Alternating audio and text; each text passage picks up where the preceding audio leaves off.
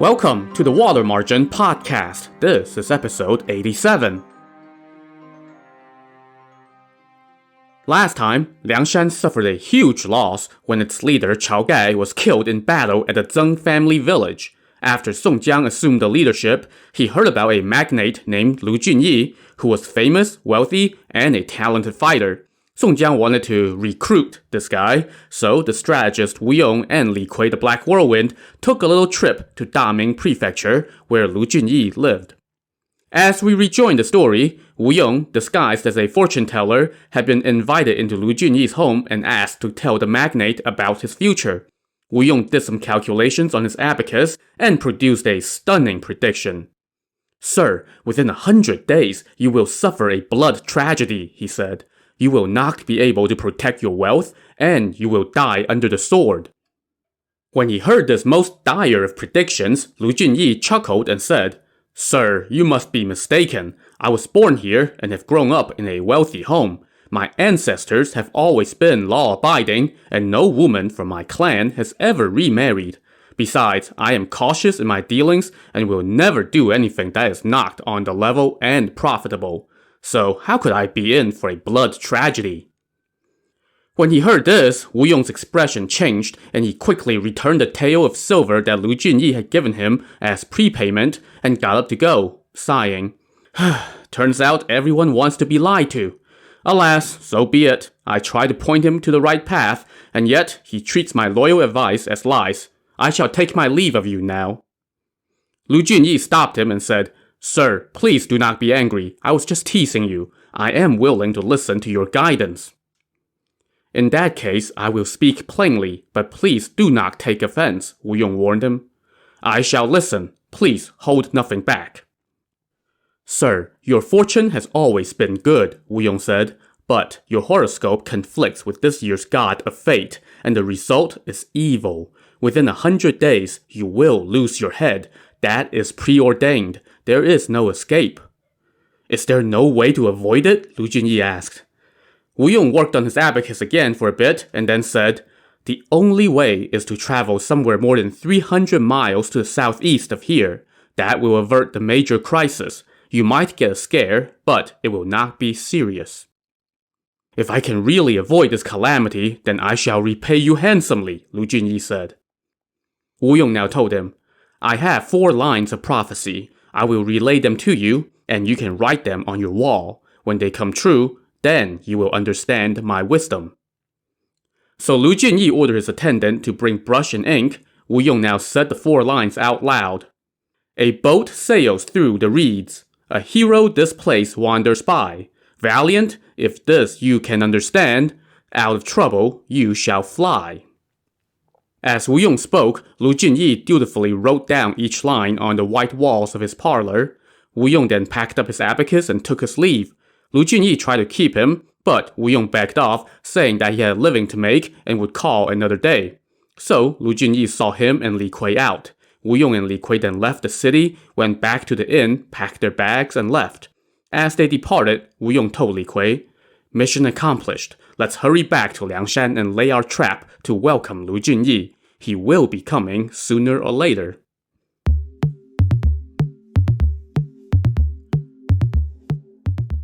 While the two of them head back to Liangshan, let's jump back to Daming Prefecture, where we presently find Lu Junyi being all fidgety at home.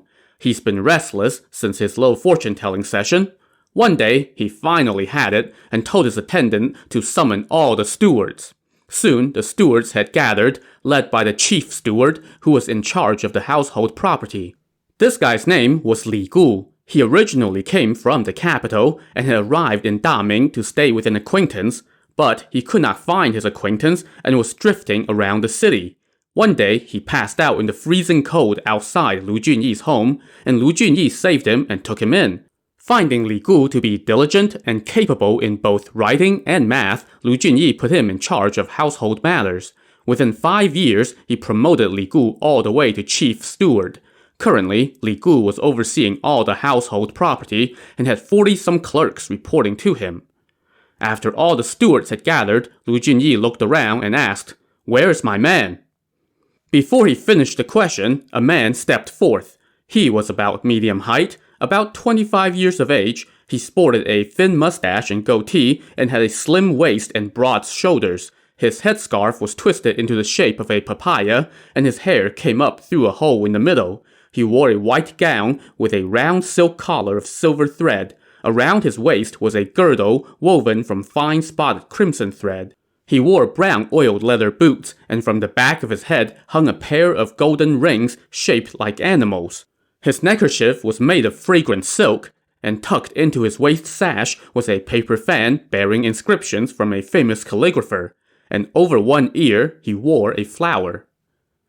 This guy's name was Yanqing. He was a native of Daming. Yanqing was orphaned as a child, and he grew up in Lu Junyi's household. Because he had snow-white skin, Lu Junyi hired a skilled tattoo artist to cover Yanqing's body with an elaborate set of tattoos. Now, whether on TV shows, in movies, or comics based on the novel, Yanqing was always portrayed as quite the heartthrob. No one could match this young man in terms of physique. He not only had the gorgeous tattoos, but also was very skilled in musical instruments, singing, dancing, and word games. There was nothing he didn't know, and nothing he couldn't do. He spoke a bunch of dialects and knew the jargons of all the trades. He also had unrivaled fighting skills. He was particularly handy with a crossbow. When he went hunting in the outskirts of the city, he only needed 3 short bolts. His shots never missed, and when he came back in the evening, he seldom returned with less than 100 birds, because sustainability is what now?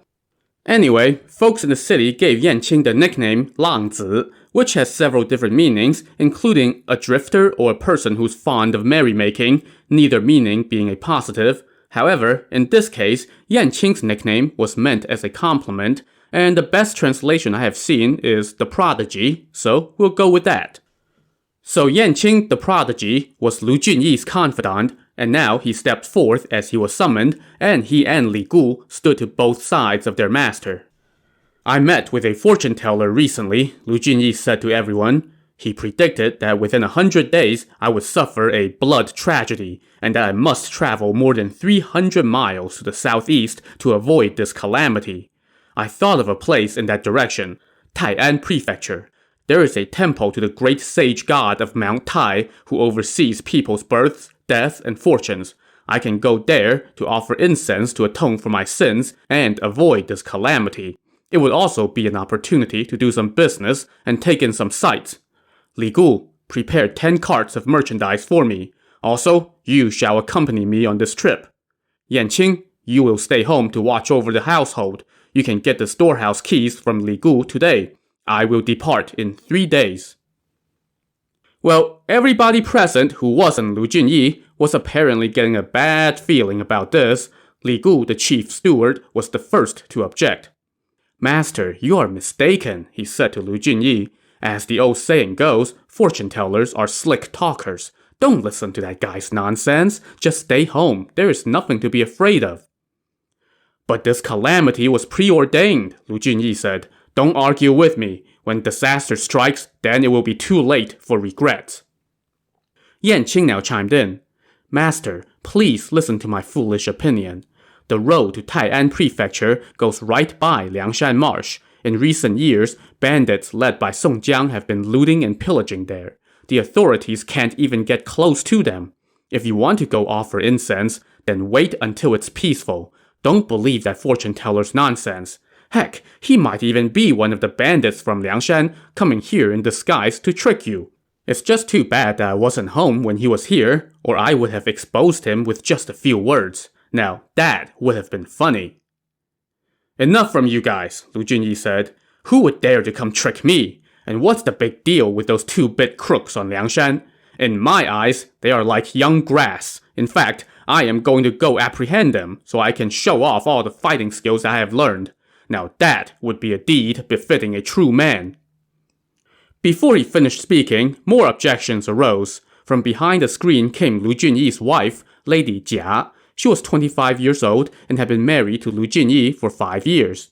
She said to him, Husband, I have heard everything. As the old saying goes, staying in is better than going out. Don't listen to that fortune teller's nonsense. Why leave behind your huge enterprise and go do business in some treacherous place? Just stay home, clear your mind, rest comfortably. and everything will be fine." "What do you women folk know?" Lu Junyi scoffed. Which, yeah, I know. "It's better to be safe than sorry. My mind is made up. No more objections from you."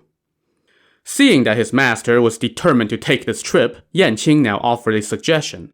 "Master, thanks to your blessings, I have learned some fighting skills. I'm not bragging, but if I accompany you on this trip and we run into bandits, I can take on at least 30 or 50 of them. So why not let Steward Li stay home to oversee the household while I go with you?" "No, Li Gu has business knowledge that I don't," Lu Junyi said. "He will save me a lot of trouble, so I need to take him with me and keep you at home. Other folks here will take care of the accounts. You just need to take charge of the house."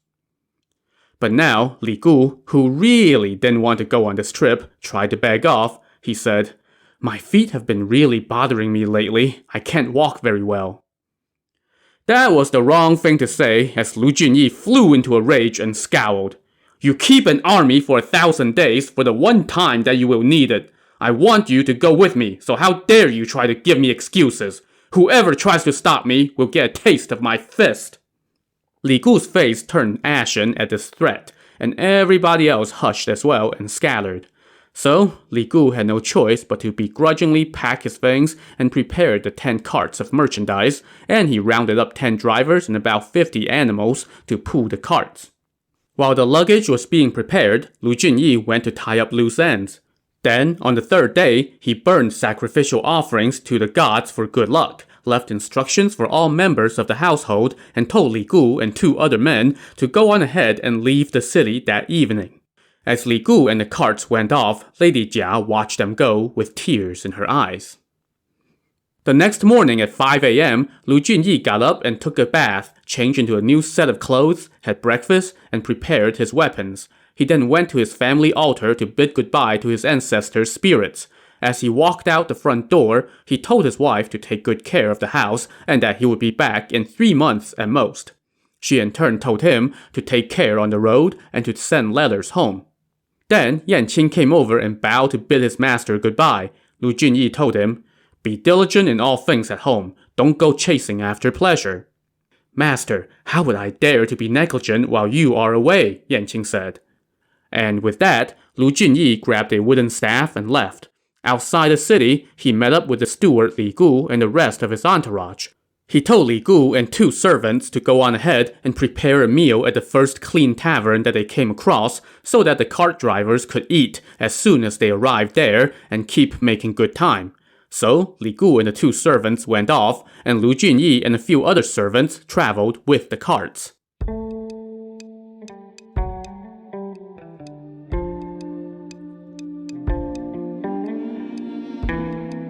All along the way, Lu Junyi feasted his eyes on the gorgeous scenery as they traveled down wide, flat roads.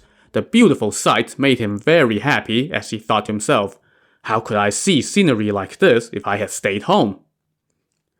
After traveling for about 15 miles, he caught up with Li Gu at a tavern, and food was waiting as he had ordered.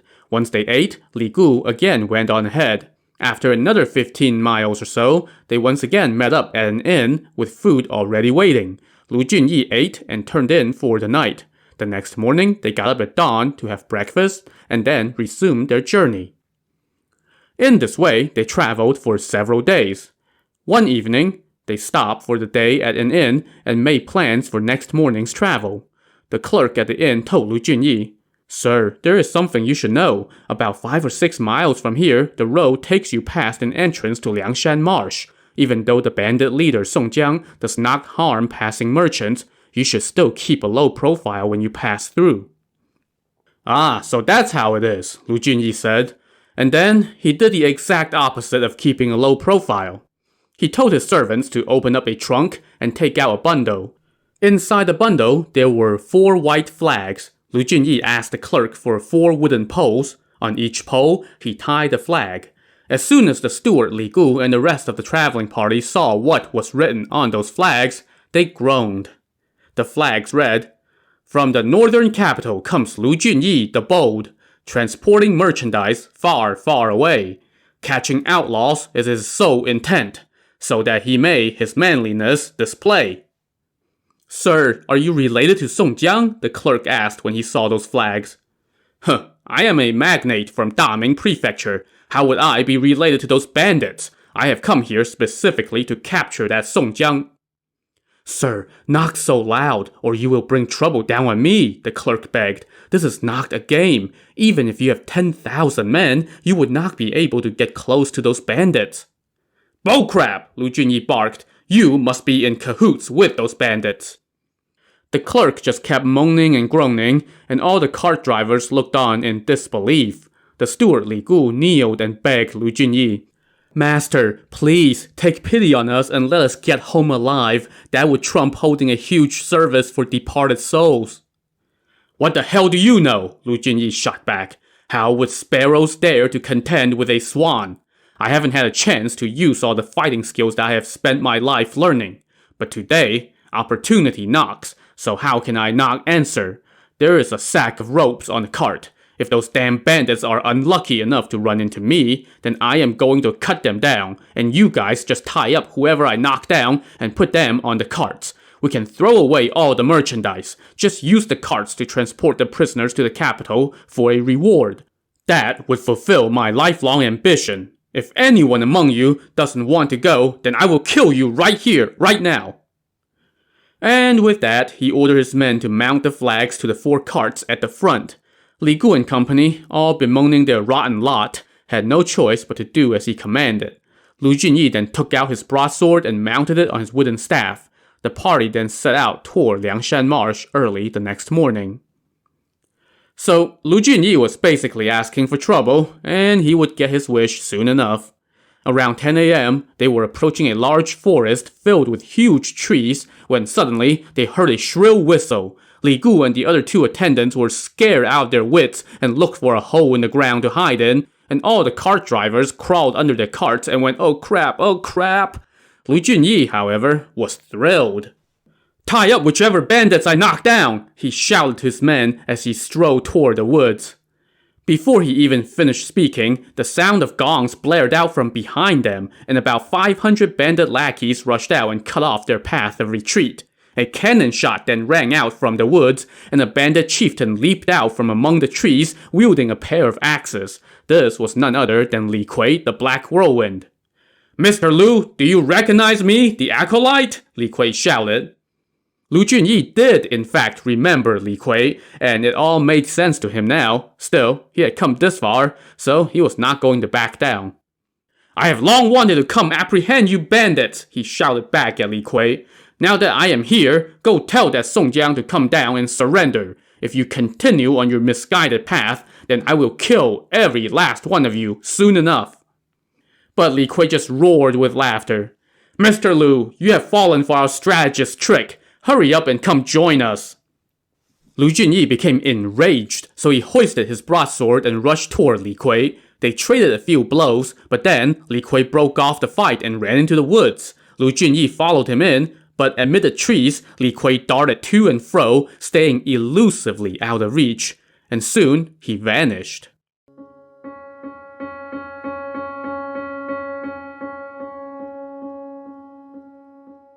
Lu Junyi looked around for a bit and saw no sign of Li Kui. He was just about to turn around and head back out onto the road when suddenly another group of bandits appeared from the trees. The man at their head shouted, "Mr. Lu, don't you go anywhere. Do you recognize me?" Lu Junyi looked and saw that it was a big fat monk wielding a steel Buddhist staff. "Monk, who the hell are you?" he asked. "I am Lu Zhishen, the flowery monk. Our strategist has ordered me to come welcome you to our base." "Bald donkey, how dare you tease me!" Lu Junyi barked angrily as he charged at Lu Zhishen. Lu Zhishen raised his staff to counter, and they fought for just a few bouts before Lu Zhishen parried a blow and then turned and ran. Once again, Lu Junyi gave chase, but before he had gone far, his path was cut off by another chieftain. This time, it was Wusong the Pilgrim wielding his twin sabers. They fought for 3 bouts, and just like the other 2 chieftains, Wusong turned and ran. This time, Lu Junyi just stood still and said, "I'm not going to chase you. You guys are nothing." Just then, another man from a nearby hill called out, "Mr. Lu, Don't you know that men fear the swamp and steel fears the furnace? How can you escape my brother's trap? And who the hell are you? Lu Junyi shouted in the man's direction. I am Liu Tang, the red-haired devil. Stay where you are, you two-bit thief, Lu Junyi cursed as he rushed toward Liu Tang. They had barely reached 3 bouts when suddenly another man charged out, shouting, Here comes Mu Hong, the unrestrained! Lu Junyi fought the 2 chieftains for another 3 bouts when suddenly he heard footsteps coming from behind, so he quickly shouted, Strike! That had the intended effect, as Liu Tang and Mu Hong both leaped back, anticipating some kind of special move. That gave Lu Junyi the breathing room to turn around. He did so just in time to see the chieftain Li Ying, the striking hawk. The 3 chieftains now surrounded him, but Lu Junyi showed no panic. Instead, he only grew more vigorous with every exchange of blows. Just as they were getting into the thick of it, a gong rang out from the hilltop, and the 3 chieftains immediately fell back and disappeared into the hills. By now, Lu Junyi was covered in sweat, so he did not give chase. Instead, he headed back toward the edge of the woods to meet up with his entourage. There was just one problem, though. His entourage was all gone, men and carts alike. He looked around, and in the distance, he saw a group of bandit lackeys driving the carts away into the hills with his steward Li Gu and the rest of the men all tied up and being led away behind the carts. As they disappeared into the trees, the bandits celebrated by banging their drums and gongs. Lu Junyi was pissed. He rushed in the direction of the bandits. As he approached the hill, he was met by 2 chieftains. One was Zhu Tong, the Lord of the Beautiful Beard, and the other was his fellow former constable, Lei Heng, the Winged Tiger. Damn bandits! Give me back my men and carts! Lu Junyi barked. Zhu Tong, stroking his long, beautiful beard, roared with laughter and said, Mr. Lu, are you still in the dark? You have fallen for our strategist's trick. Even if you have wings, you would not be able to fly away. Hurry up and come take your seat among us. That taunt only added to Lu Junyi's aggravation, so he raised his broadsword and traded blows with Zhu Tong and Lei Heng. But, just like everybody else, both of them ran away after just 3 bouts. Lu Junyi thought to himself, I have to catch at least one of these bandits before I can get my people and carts back. So he pressed on, chasing the chieftains with all his might. But when he went around the hill, both Zhu Tong and Lei Heng had vanished. Instead, Lu Junyi was greeted by the sound of instruments blaring from the hilltop. He looked up and saw a yellow banner flapping in the wind, bearing the characters, Delivering Justice on Heaven's Behalf. He looked closer and saw that underneath the canopy stood Song Jiang, flanked by the strategist Wu Yong and the priest Gongsun Sheng, and escorted by about 200 men.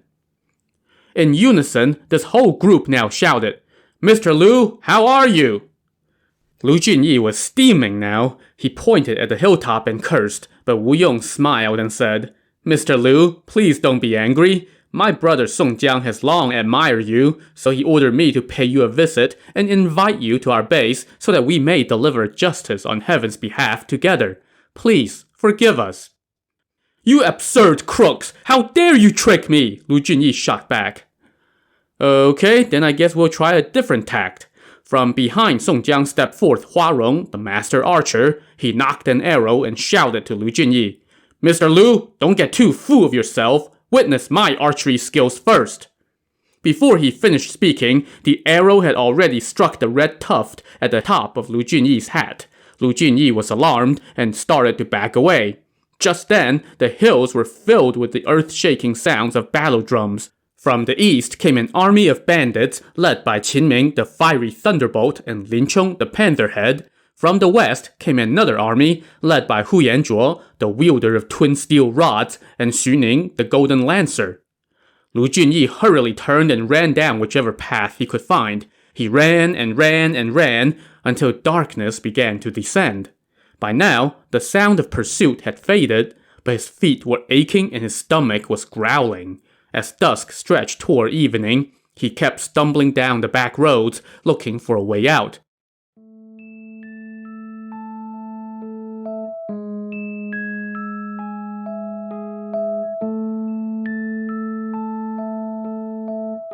Eventually, he came upon a beach. In front of him lay nothing but water covered with reeds.